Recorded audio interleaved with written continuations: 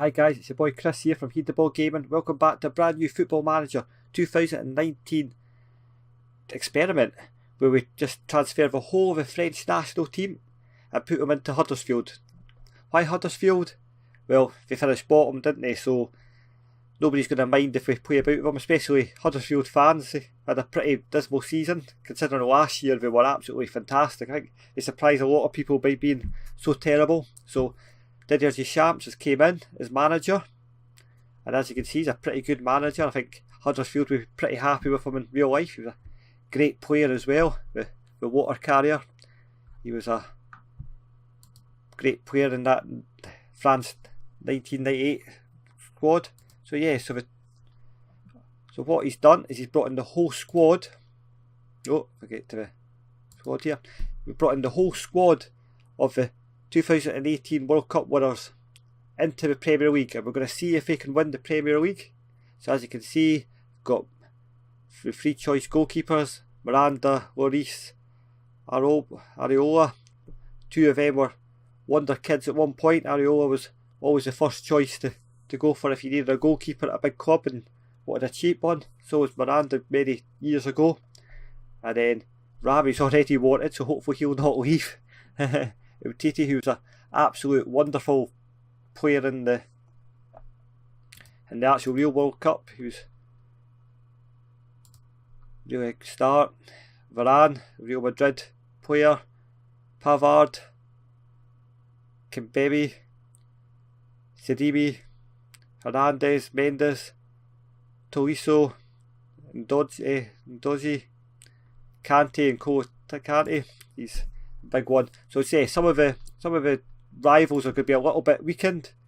Just obviously he's been signed from Chelsea, so they're going to really miss him. He's a proper good player. Is Kante, Matuidi, Pogba. Obviously Man United are going to be struggling without him. Ousmane Dembele, Favin, Fekir, Greizmann. I've expected him to be a star of the show here. Absolutely tearing up La Liga, so it's going to be quite interesting. Mbape, he's just a superstar as well. He's going to be one of the greatest players that the game's ever seen. You're going to be talking about him in the same breath as Messi and Ronaldo, although they'll be retired long before he hits his prime. And Giroud, who I think everybody will be grateful that we nicked him. I'm not a big fan of Giroud, but sorry Giroud if you're watching, I don't think he will. But yeah, so what we're doing, we're going to see if the whole team from Russia are going to win the World Cup. What we're going to do is we're going to transfer a whole year behind the end of the season, and we're going to see how they did. So by magic, hello future self. Right, so here we are in the future at the end of the season. We're at June the 1st. And I haven't had a look yet, so I've just typed in Huddersfield. We're just going to go and have a look and see how the squad's performed. I don't think we've won it by the looks of things. Premier League. No, we haven't, but we've qualified for the Champions League. And yeah, we were in amongst it anyway. We finished above Tottenham, Man United, Chelsea. Brilliant. Interestingly, in this simulation, Burnley, Cardiff and Watford went down, so yeah, we were well clear of relegation, but yeah, and that probably confirms what I thought. I didn't think we were good enough to win the Premier League, but I thought we'd give it a good go, and they were definitely challengers, so that is good. Any players in the top goals? No. The average rating? No, not a single player in any of the top things here, so we're just going to go straight into the squad. And as you can see, a lot of them were wanted, but we've actually managed to keep a whole lot of them, so that's pretty good. A few requests, a few everything, but they're fairly good. I'm just interested to see what the wages are, because I gave them really poor wages. So let's just have a look at the contracts. Anybody got a new contract? Matuidi did. Mbape's got a little bit more, but yeah, nobody's got a massive hike. And Zonzi's still on £1,300, which I pretty much gave everybody.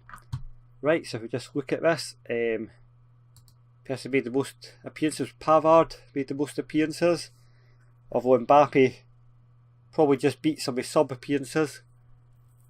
And who was number one goalkeeper? That's what I want to know. Lloris was number one goalkeeper, so no surprise there. Who scored the most goals? Mbape scored the most goals, so no surprise there. Greizmann was second. So the goals looked pretty well separated. Top rating was Greizmann and then Mbappe and Lamar. So it shows you that even having Kylian Mbappe, the top wonder kid in the game, and Greizmann, a top striker and left-sided midfielder, are not guaranteed to win anything. So pretty much goes from a Ronaldo v Messi one, where you put two really world-class players in a really bad teams, and Albion Rovers and Berwick Rangers respectively. You're not going to get great results if the rest of the team are bad. Well, Albion Rovers did, because the team round about Ronaldo was slightly better, but the team round about Messi at Berwick Rangers was poor, so that's why we finished second bottom. So it really does prove that. Didier Dechamps is still a manager, so that's good. Interestingly, we did bring one player in the January transfer window. Sandro Tonali looks a pretty good Italian player from Brescia. Looks decent. And then it looks like we loaned him straight back out again to Brescia. We didn't need him. And another two players went out. Adil Rami, he was on loan to Espanyol, so we decided we didn't need him. And Steve Mandanda, he was away as well. Pity, he's a good first choice goalkeeper as well. Young boys, I'm surprised he went to a team as low standing as that, and I thought maybe one of the top French teams or something would have been after him, so that's a surprise. So I just want to have a quick look at the results, see if we've got any really good results. We opened up the season with a 3-1 win against Man United, which is brilliant. And then first defeat was against Man City.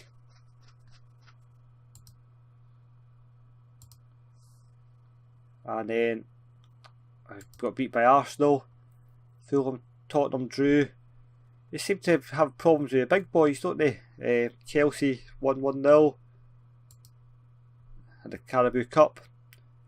Crystal Palace, yep, all fine. And then Wolves beat them.